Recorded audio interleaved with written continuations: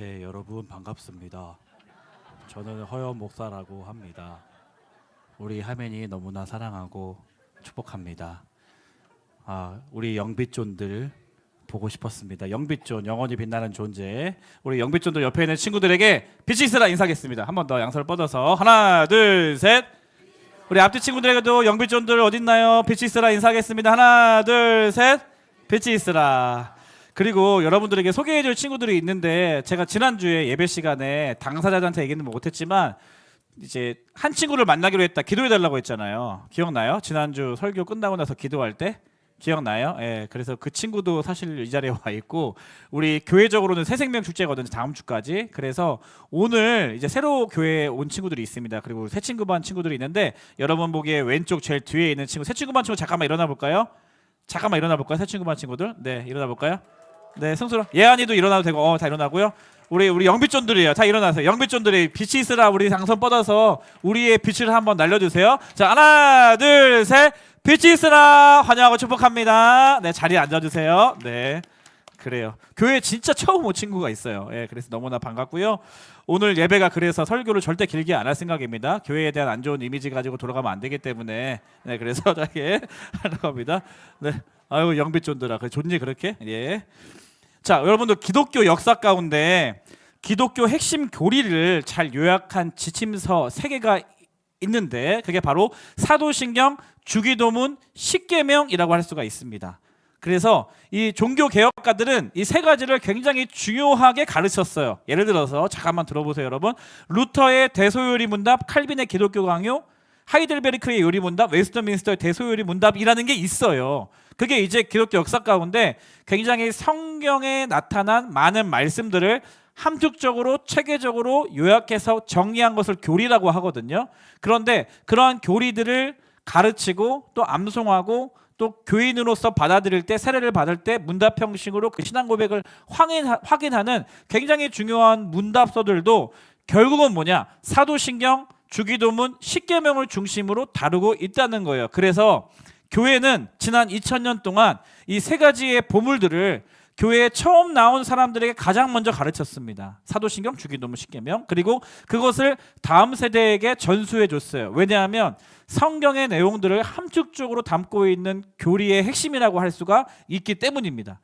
근데 여러분들 중에도 사도신경 암송하는 친구들 손 들어보세요. 사도신경 암송하는 친구들. 손 들라고. 그렇게 어렵니 그게? 사도신경 암송하는 친구 손 들어보세요. 암송하잖아요. 시켜보라고 안 할게. 예, 앉아보세요. 내려보세요. 그럼 나는 주기도문을 외운다. 주기도문 외운다. 손 들어보세요. 주기도문 못 외워? 못 외워? 주기도문 외우세요. 내려보세요. 오케이, 대부분 외우죠. 예, 그리고 십계명을 암송한다. 손 들어. 십계명 이건 시킬 거야. 손 들면. 십계명 내려보세요. 예.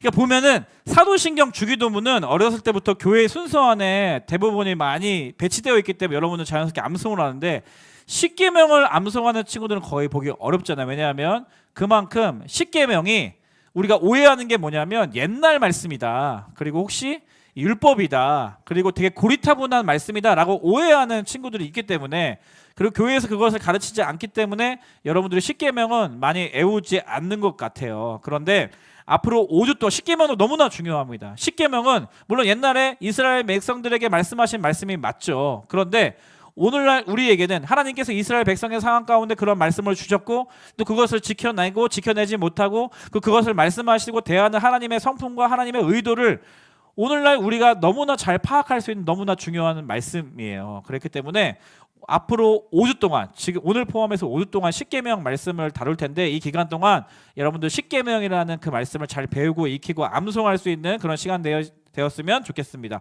자, 하나님께서 십계명이라는 말씀을 언제 주셨는가? 언제 주셨어요? 아는 친구 있습니까? 십계명 언제 주셨어요? 누구한테 주셨어요? 이스라엘 민족에게 언제 주셨어요? 십계명을? 네? 옛날에? 언제요? 옛날에. 오래전에, 내가 태어나기 전에. 정답입니다. 조금 더. 언제? 출애굽하고 나서. 너 이름 뭐니? 이름 뭐야? 너 내 이름 몰라? 하영이? 하영이 박수 한번 주세요. 하영이. 와. 너 어떻게 알았어? 출애굽하고 너 어떻게 너 어디 주일학교 출신이야? 분당우리교회? 할렐루야. 할렐루야. 네. 출애굽하고 나서 정답입니다. 하영이가 잘 맞췄는데 얼굴이 빨개졌어요. 하영아, 너 그 후드티랑 똑같아. 얼굴 색깔이 지금. 알고 있니? 너무 아름답고 귀한 우리 친구입니다. 이스라엘 백성들이 애굽에서 종살이하다가 애굽을 탈출하고 나서 시내 광야에 도착하고 나서 3개월 정도 되었을 때 하나님께서 이스라엘 백성에게 십계명이라는 말씀을 주셨습니다. 어디서 주셨는가? 시내 광야에 있을 때. 그러니까 지리적으로는 이젠 애굽 종살이 오랫동안 하고 자기네 민족을 힘들게 하던 괴롭히던 애굽으로부터 이제 완전히 탈출한 지리적 상황 속에서, 그리고 시기적으로는 3개월이 지났으니까 이제는 바로의 압제와 핍박과 그리고 애굽의 그런 험난하고 힘들고 고통스러웠던 그러한 어떤 시간들로부터, 그러한 바로 왕의 영향력으로부터 이제는 벗어나게 되었을 시점에 하나님께서 이스라엘 백성들에게 십계명 말씀을 주셨다는 거예요. 그러니까 이 기간과 장소를 한번 요약해 보면 이 십계명은 애굽에서 종살이하던 이스라엘 민족의 과거의 삶을 매듭짓고 하나님과의 관계를 새롭게 정립하는 너무나 중요한 의미를 가지고 있는 하나님의 말씀이다라고 할 수가 있어요. 그러니까 십계명을 지킴으로 인해서 하나님의 백성이 될 자격을 얻는 것도 중요하지만 더 중요한 것은 이제는 하나님의 백성이 되었기 때문에 너희는 더 이상 애굽의 종살이 아니다. 더 이상 너는 바로 왕의 통치를 받는 사람들이 아니다. 나의 통치를 받는 사람이다. 내가 너희들을 구원해냈다. 너희들은 내 백성이다. 그러니까 이제는 새로운 하나님의 백성이 되어서 새로운 삶을 살아가야 하는 이스라엘 백성들에게 하나님의 자녀답게 살기 위한 그러한 의도로, 목적으로 십계명 말씀을 주셨다는 거예요.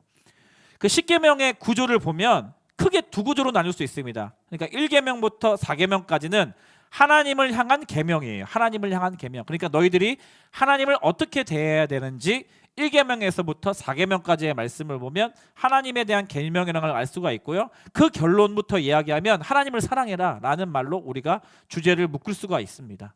그리고 5계명부터 10계명까지는 사람에 대한 계명을, 사람을 어떻게 대해야 될지, 다양한 이웃과 인간관계 속에서 너희들이 어떻게 살아야 할지를 알려주는 계명이에요. 그래서 가로치고 요약하면 이웃사랑이라고 요약할 수가 있습니다. 그래서 하나님 사랑, 이웃사랑, 이러한 주제적인 어떤 메시지가 담겨있는 1계명부터 10계명까지의 그런 하나님의 명령들을 하나님의 백성이라면 너희가 잘 지켜야 한다라고 하나님이 알려주신 것이죠. 그래서 오늘 1계명과 2계명을 다룰 텐데요. 1계명 같이 한번 읽어보겠습니다. 나 외에는, 시작. 나 외에는 다른 신들을 내게 두지 말라. 하나님께서 가장 먼저 하신 말씀이에요. 중요할까요? 안 중요할까요? 중요한 말씀입니다. 십계명 전체에서 가장 핵심적인 말씀이라고 해도 과언이 아닌 말씀이에요. 나 외에는 다른 신을 너희에게 두지 말라. 그 말은 무슨 뜻입니까? 하지 말라는 걸 통해서 해야 하는 것을 강조하잖아요. 그러니까 나 외에는 다른 신을 내게 두지 말라. 그 말씀은 내가 너희들의 유일한 신이다 라고 알려주시는 겁니다. 나만 너희들을 통치할 수 있는 왕이다 라고 하는 말씀이에요. 그러니까 다른 신을 두지 말라는 거예요. 나는 너를 애굽 땅에서 고생할 때 너를 구원해낸 너희들의 구원자다. 너희들의 하나님이다 라는 것을 말씀하시는 거죠. 종 되었던 집에서 종살이 할 때 너를 인도하여 구출하고 낸 좋은 길로 인도하는 너의 하나님이 나다 라는 것을 하나님께서 말씀해 주시는 것입니다. 그래서 그 유일한 나 하나님을 너희들이 기억하고 잊지 말라라고 하시는 말씀이에요. 그래서 하나님께서 모세를 시내산으로 부르셔서 십계명을 내려주시기 전에 십계명 말씀을 너희들에게 왜 주는지 하나님께서 그 의도와 목적을 알려주신 구절이 있어요. 20장의 십계명 말씀이라면 19장에 그 하나님의 의도가 담겨있는 말씀인데요. 19장 5절 6절 말씀이에요. 세계가 다 내게 속하였나니 너희가 내 말을 잘 듣고 내 언약을 지키면 너희는 모든 민족 중에서 내 소유가 되겠고 너희가 내게 대하여 제사장 나라가 되며 거룩한 백성이 되리라. 너는 이 말을 이스라엘 자손에게 전할지니라. 하나님이 모세에게 말씀해 주셨어요. 하나님의 말씀이에요. 하나님께서 내려주시는 언약이에요. 하나님과 약속한 그 약속이에요. 너희가 약속을 잘 지키면, 내가 한 말을 잘 들으면, 이 언약을 잘 지키면 하나님께서 어떠한 축복을 주실지 하나님은 계획을 가지고 있었단 말이에요. 하나님은 이 민족을 택하였고 너희들을 구원해냈고 그 앞으로 너희들의 인생 가운데 너희들의 민족의 역사 가운데 하나님은 어떠한 그림을 가지고 계시고 계획을 가지고 계신지 영원하신 그 하나님께서는 계획을 가지고 계셨어요. 그리고 조건이 하나 있다. 너희가 이제 앞으로 하나님의 백성을 내 백성으로 살려면 적어도 이것은 지켜야 돼. 너희 지킬 수 있겠어? 라고 하는 그런 약속과 언약이 바로 이 십계명 말씀이라는 겁니다. 그래서 1계명은 하나님은 어떻게 대할 것인가, 하나님을 어떻게 여길 것인가에 대한 부분이에요. 하나님과 동행하기 위해선 하나님을 하나님답게 여기는 것이 가장 기본적으로 중요하다는 겁니다. 하나님을 하나님답게 여기는 것, 하나님을 나의 구주, 나의 신으로 여기는 것, 나를 구원하신 분으로 여기는 것, 그것이 너무나 중요하다는 거예요. 문제는 뭐예요? 문제는 뭐냐면 하나님을 하나님답게 대하지 않는다는 거예요. 하나님을 하나님답게 여기지 않는다는 거예요. 우리의 유일한 예배의 대상 되시는 분이 하나님이신데 그 하나님을 예배하지 않는 거예요. 그 하나님을 찬양하지 않는 것입니다. 예배하고 찬양하려면 기본적으로 두 가지를 인정해야 돼요. 하나님의 존재를 인정해야 돼. 그래야지 하나님을 예배할 수 있어. 그런가 하면 하나님께서 하신 일들이 무엇인지 그것 하나님이 하신 일들을 인정해야 돼. 그 두 가지를 인정해야 하나님을 찬양하고 예배할 수 있고 하나님을 높여드릴 수 있는데 하나님의 존재를 인정하지 않거나 하나님의 존재는 인정하는데 내가 지금 이렇게 잘 살고 있는 것이 하나님 때문이 아니라 내가 잘나서야, 혹은 운이 좋아서야, 혹은 내가 사람을 잘 만나서야 하나님의 하신 일들을 인정하지 않으니 하나님을 예배할 수 없고 찬양할 수 없고 하나님을 높여드릴 수 없는 것 아니겠습니까?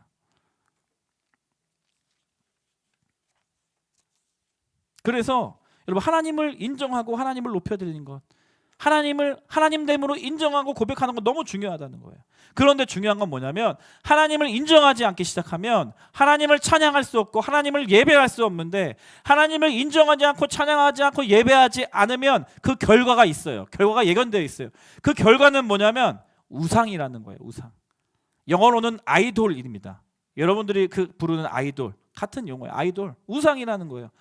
그러니까 하나님이 있어야 할 자리에 다른 우상을 세운다는 거예요. 반드시 그렇다는 거예요. 하나님을 섬기지 않으면 반드시 다른 우상을 섬기게 된다는 거예요. 둘 중 하나예요. 하나님을 예배하지 않으면 반드시 우상을 예배하게 된다. 하나님께 절하지 않으면 반드시 우상 앞에 절하게 된다. 하나님을 사랑하지 않으면 반드시 하나님이 아닌 다른 것을 하나님보다 더 사랑하게 된다 라고 하나님 말씀하시는 것입니다. 그래서 이 계명이 뭐예요? 이 계명, 자기를 위하여 새긴, 그 다음에 읽어보세요. 자기를 위하여 새긴, 시작. 우상과 형상을 만들지 말라.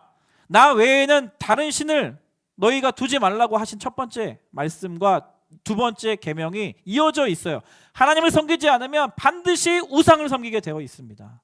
하나님을 사랑하지 않으면 반드시 하나님보다 더 다른 것을 사랑하게 되어 있다는 거예요. 그래서 하나님이 우상을 만들지 말라 4절에 보면, 그리고 어떤 형상도 만들지 말라, 그리고 5절에 보면 그것들에게 전하지 말고 섬기지 말라 하나님이 명령하시는 거예요. 성경에 대표적으로 이스라엘 백성들이 우상과 형상을 만들어서 섬기고 절했던 사건들이 있어요. 그러니까 출애굽 말씀이니까 출애굽 20장의 십계명 말씀을 봤는데 출애굽 32장은 이스라엘 백성들이 금송아지를 만들어서 금형상을 만들어서 금송아지에게 절하고 그것이 우리의 하나님이다 라고 하는 장면이 나와요. 하나님이 보이지 않아요. 자기들은 지금 문제를 해결받아야 돼. 여러분, 어려운 상황이야. 근데 하나님이 보이지 않아요. 그리고 하나님의 말씀을 받으러 간 모세도 산에서 내려오지 않아요. 그들이 선택한 건 뭐냐면 하나님을 신뢰하는 것이 아니라, 하나님을 기다리고 인내하며 찬양하는 것이 아니라 눈에 보이는 금송아지를 만들어서 절하기 시작했어요. 그리고 그 금송아지를 우리를 애굽에서 인도해낸 하나님이라고 부르기 시작했습니다. 그리고 예배하기 시작한 거예요. 섬기기 시작한 거예요. 그러니까 내 눈앞에 보이고 싶은 거예요. 누구를? 하나님을 보고 싶은 거예요. 그리고 그러니까 하나님이 눈에 보이지 않으니까 불안하잖아요. 답답하잖아요. 마음이 불안하단 말이에요. 그런데 그 내 마음의 안정을 찾기 위해 그 눈에 보이는 형상화를 통하여서 안정감을 느끼는 거죠. 그리고 그 형상화를 통해서 한 곳에 내가 원하는 위치에 위치를 시키는 거예요. 그리고 형상화를 만들어주면 그 신이 여기 있다 저기 있다 하지 않고 내 눈에 보이는 그 자리에 있다 할 수 있잖아요. 한 곳에 머물도록 붙잡아 두는 거예요. 내 손으로 잡는 거예요. 그리고 내가 보고 싶을 때 보는 겁니다. 그리고 내가 확인하고 싶을 때 확인하는 거예요.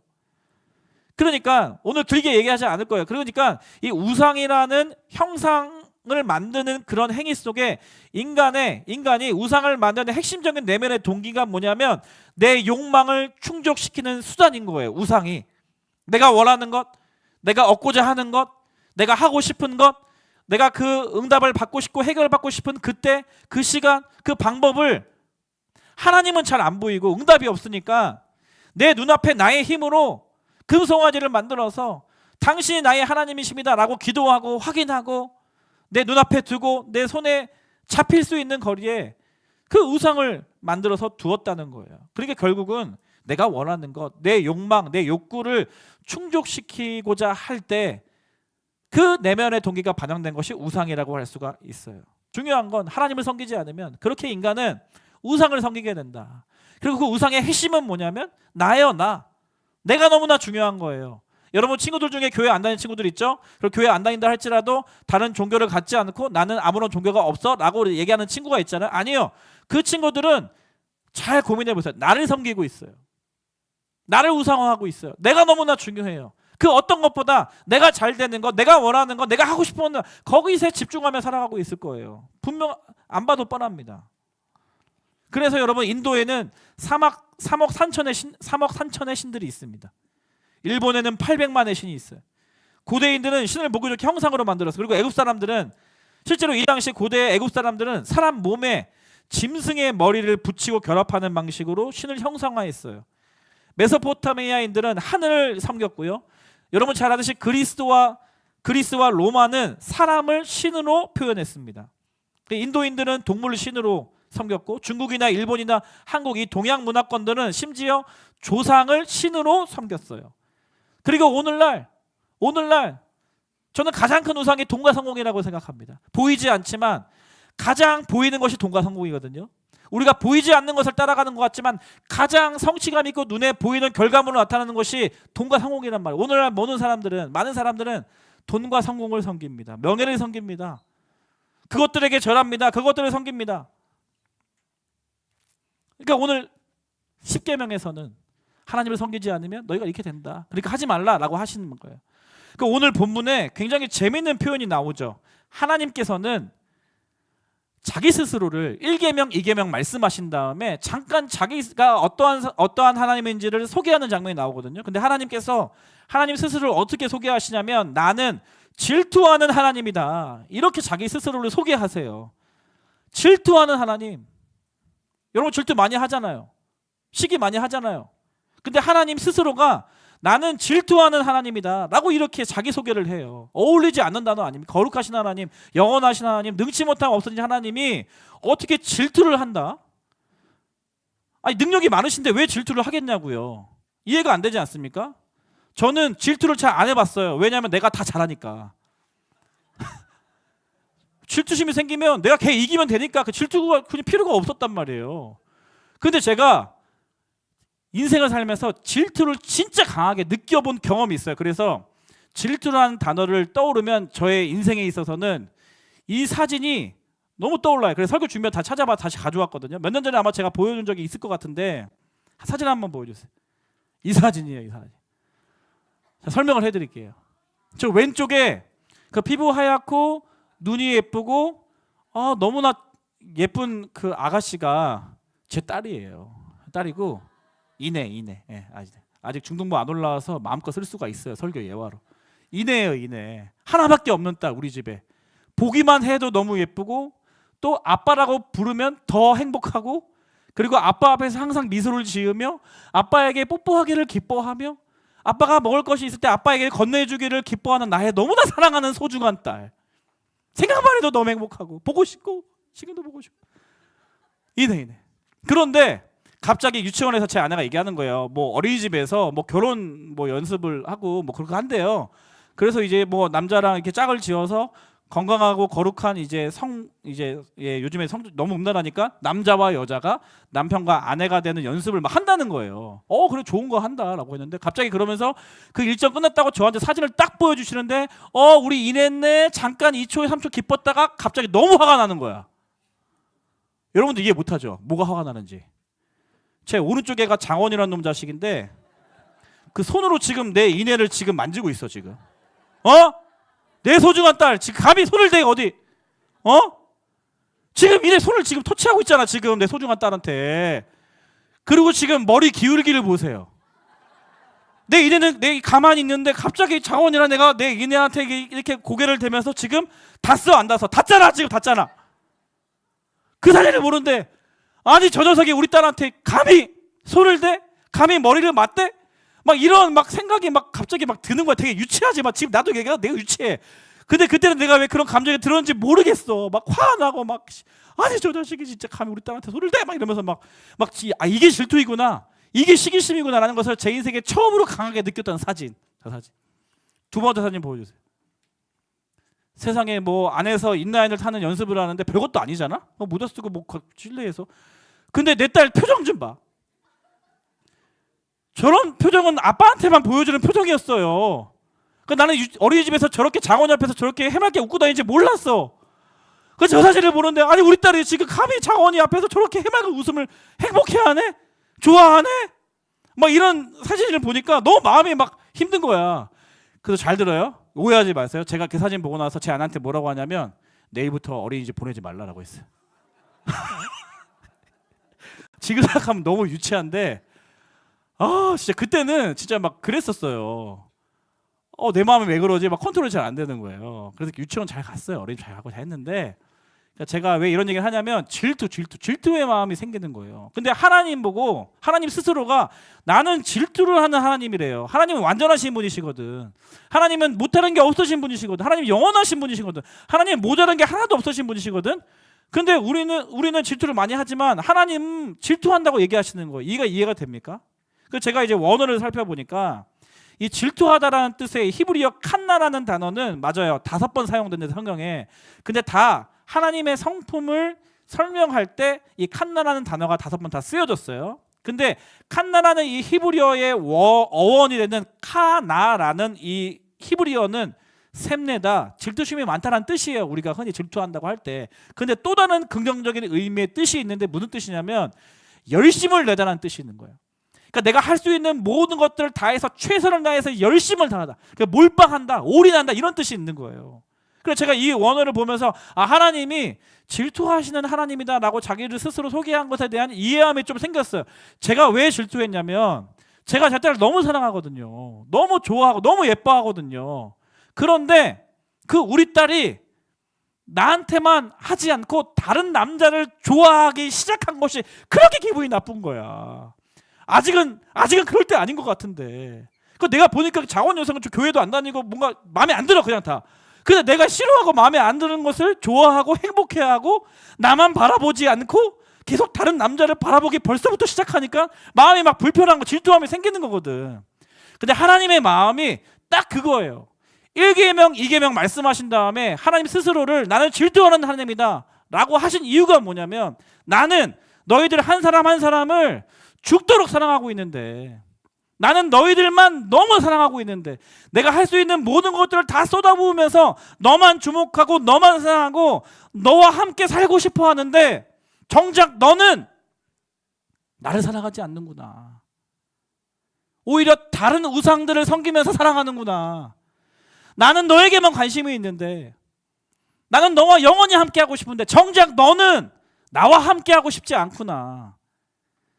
나를 사랑하지 않고 다른 것을 더 좋아하는구나.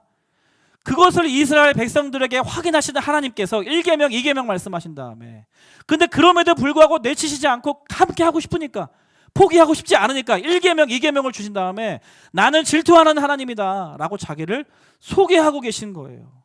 하나님이 여러분들을 너무 사랑하신다는 거예요. 이스라엘 민족을 포기하지 않고 대가 지불하면서 희생하면서도 내가 너를 얻기 원하는 최선을 다해서 온 힘을 다해서 온 생명을 다해서 사랑하고 계시다는 것을 우리가 알 수 있다는 것입니다. 그래서 6절 말씀이 바로 그 하나님의 마음이 나타나잖아요. 1계명, 2계명 말씀하신 다음에 오늘 본문의 6절에 그 1계명, 2계명 질투하시는 하나님 그것에 대한 이유가 나와 있어요. 6절 같이 한번 읽어보겠습니다. 시작. 나를 사랑하고 내 계명을 지키는 자에게는 천대까지 은혜를 베푸느니라. 이게 정말 율법 1계명, 2계명 나 질투하는 하나님이다. 나 삐졌어? 라고 하시면서 하신 이유예요. 내면의 동기, 하나님의 마음. 너희들이 나를 좀 사랑해 줬으면 좋겠다. 내가 너희를 사랑하는 것처럼 너희도 나를 좀 사랑해 줬으면 좋겠다. 그리고 내가 너희에게 관심 있는 것처럼 너희도 나에게 좀 관심 있었으면 좋겠다. 그러면서 하나님 약속해 주시잖아요. 나를 사랑하는 자, 그리고 내 계명을 지키는 자에게는 천대까지 은혜를 베풀겠대. 하나님이 다 그냥 몰빵하시는 거예요. 지금 하나님이 지키실 수 있는 영원에 가까운 약속을 다 하시는 거라고. 그만큼 하나님은 이스라엘 백성들에게, 오늘날 저와 여러분들에게 하나님이 원하시는 게 뭐예요? 나를 좀 사랑해 줄래? 나와 함께하는 것 좀 좋아해 줄래? 나에게 좀 관심을 가져줄래? 우리 함께 손잡고 할 일이 너무나 많은데, 너에게 주고 싶은 것이 너무나 많은데. 그래서 십계명 말씀은 고리타분한 옛날 말씀이 아니라 십계명 안에 담겨져 있는 하나님의 마음을 확인하면서 우리가 그 하나님의 마음을 알 수 있는 너무나 중요한, 오늘날에도 너무나 중요한 하나님의 율법이라는 것을 기억하십시오. 오늘 말씀을 맺도록 하겠습니다. 사랑하는 여러분, 제목을 오늘 내 마음의 한자리라고 이렇게 지어봤잖아요. 우리의 마음에는 한 자리가 있습니다. 그 한 자리는 진정한 왕이 앉으실 수 있는 너무나 소중한 자리예요. 그 자리에 누구를 앉힐 것인가, 그 자리를 누구에게 문을 열어줄 것인가는 여러분 각자의 인생의 책임입니다. 선택입니다. 소망하는 것은 우리 이 자리에 앉아있는 중등부 친구들과 선생님들 모든 분들, 우리 하나님을 가장 소중한 자리에, 가장 중요한 그 자리에 초대하시기를 주님의 이름으로 축복합니다. 그 자리를 내어드리고 더 나아가서 하나님을 예배하고 하나님만 찬양하고 하나님만 사랑하는, 그래서 하나님께서 약속하신 이 나를 사랑하고 내 계명을 지키는 자에게는 천대까지 은혜를 베풀겠다 하신 하나님의 약속을 이 땅 가운데서 받아 누리는 모든 중등부 친구들 선생님 다 되시기를 주님의 이름으로 축복합니다. 축복합니다. 다 일어나 볼까요? 아까 불러봤던 찬양, 나의 사랑, 나의 하나님이란 찬양. 하나님은 나를 포기하지 않으세요. 하나님은 나에게 관심이 있으십니다. 하나님은 나에게 열심을 다내어서 나를 사랑해 준다고 하세요. 그 하나님 앞에 우리 고백하며 나가겠습니다. 나의 사랑, 나의 사랑, 너는 어여쁘고 참 귀하다. 너는 어여쁘고 참 귀하다. 어느 보석보다 귀하다. 내가 사랑스럽지 않을 때 사랑스럽지, 너를 온전히 사랑하고 너와 함께하려 내가 왔노라. 이 하나님 입장이에요. 하나님 그렇게 우리들을 바라보십니다. 나의 사랑, 이 사랑은 결코 모든 계절 돌보시네. 계절 돌보, 풀은 마르고 꽃은 시드나 주의 말씀은 영원 신실해. 쉴 수가 없으신 주마다 주님의 나라와 뜻이 나의 삶 속에 임하시며 주님 알기를 주만 보기를 소망해. 거룩히 살아갈 힘과 두려움 없는 믿음, 두려움 없는 믿음 주신 나의 하나님, 완전한 사랑. 자, 한 번 더 고백합니다. 주님의 나라와 뜻이, 주님의 나라와 뜻이 나의 삶 속에 임하시며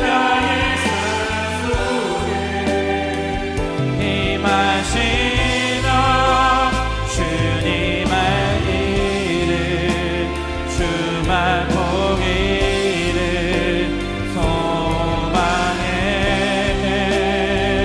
거룩히 살아갈 힘과 거룩히 살아갈 힘, 두려움 없는 믿음, 두려움 없는 믿음 주신 아멘. 그 하나님 행하 행하심을 인정합니다. 그 하나님을 찬양하고 예비합니다. 그 하나님만 높여드리기를 원합니다. 우리 함께 주님의 이름을 높여드리십니다. 찬양하리 만군의 주, 찬양하리 만군의 주, 영원히 함께하신 존귀하신 사랑의 왕, 사랑의 왕. 우리 한 번 더 주님의 이름을 두 손 높이 들고 찬양하리 만군의 주, 하나님을 인정합니다. 하나님께서 행하신 일들을 기억하고 찬양합니다. 영원히 그 하나님의 이름을 높여드리기를 원합니다. 주님을 더 예배하기를 원합니다. 주님만 더 사랑하기를 원합니다. 아멘.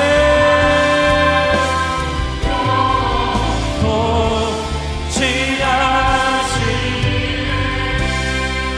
우리 기도하고 싶은 건 한 가지입니다. 사랑하는 여러분, 하나님을 섬기고 계십니까? 하나님을 사랑하고 계십니까? 하나님을 예배하고 찬양하고 계십니까? 그러면 다행이에요. 그러나 그렇지 않다면 교회에 나오는 것과 상관없이, 여러분의 신앙 경력이 어떤 것과 상관없이 하나님을 오늘 섬기고 있지 않다면, 지금 하나님을 예배하고 있지 않다면 여러분의 삶은 우상을 섬기고 있는지 몰라요. 몸은 교회에 왔지만 다른 우상 혹은 다른 어떤 것 혹은 나, 그것을 섬기며 살아가고 있는지 모르겠습니다. 이 시간 기도하며 나아갈 때 하나님이 우리를 사랑하시기 때문에, 우리를 포기하지 않는 분이시기 때문에 나는 질투하는 하나님이다라고 말씀하시면서 1계명 2계명을 주셨어요. 그 핵심이 무엇입니까? 하나님만 섬기라는 것이에요. 할렐루야. 하나님만 사랑하라는 것입니다. 하나님만 찬양하고 경배하는 것입니다. 이 시간 기도하며 나갈 때 하나님, 내가 더 하나님을 섬기기를 원합니다. 하나님 앞에 더 무릎 꿇기를 원합니다. 하나님을 더 찬양하고 예배하고 하나님만 더 사랑하는 인생 되기를 원합니다. 나를 인도하여 주시고 나를 사용하여 주시옵소서. 주님 한번 무릎 꿇고 통성으로 기도하겠습니다. 주여, 살아서 역사하신 하나님 아버지, 나 외에는 다른 신을 섬기지 말라 말씀하셨습니다. 우상과 형상을 만들지 말고 우상을 섬기지 말라 말씀하셨습니다. 나는 질투하는 하나님이다라고 말씀하셨습니다. 나를 사랑하는 자, 나의 계명을 지키는 자에게는 천대까지 은혜를 베푼다고 하나님이 약속하여 주셨습니다. 하나님을 더 사랑하기를 원합니다. 지금보다 내일 더 하나님을 사랑하기를 원합니다. 하나님, 어제보다 오늘 더 하나님을 더 사랑하기를 원합니다. 하나님을 더 섬기기를 원합니다. 하나님을 더 알아가기를 원합니다. 나를 죽도록 사랑하시는 그 하나님의 사랑 앞에 나도 내가 할 수 있는 반응으로 하나님을 찬양하고 예배하고 하나님을 경배하고 하나님을 섬기며 하나님만 더 사랑하기를 원하오니, 하나님 우리의 마음 가운데 하나님을 사랑하는 마음을 허락하여 주시고 하나님을 기뻐하고 즐거워하는 마음을 허락하여 주셔서 다른 어떠한 우상과 어두운 마음이 틈타지 못하도록 내 마음을 지켜내며 내 마음의 가장 소중한 그 자리, 하나님께만 내어드리는 인생 되게 하여 주시옵소서. 나에게 가장 소중한 그 자리, 가장 은밀한 그 자리, 가장 귀한 그 자리 하나님께만 내어드리오니, 주여 주여, 하나님, 하나님 나의 삶 가운데 임재하시고 자정하셔서 하나님과 사랑하고 교제하는 그 기쁜 관계 가운데로 나아갈 수 있도록 주여 인도하여 주시옵소서. 아버지 하나님 역사하여 주시옵소서.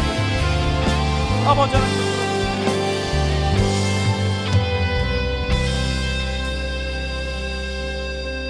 지금은 우리 주 예수 그리스도의 은혜와 하나님 아버지의 다함없으신 사랑과 성령님의 위로교통 충만하심의 역사가 오늘 이 예배를 통하여서 10계명의 1계명과 2계명을 통하여 내 마음의 가장 소중한 한 자리, 나의 사랑하시는 하나님께만 그 자리를 내어드리기를 원합니다.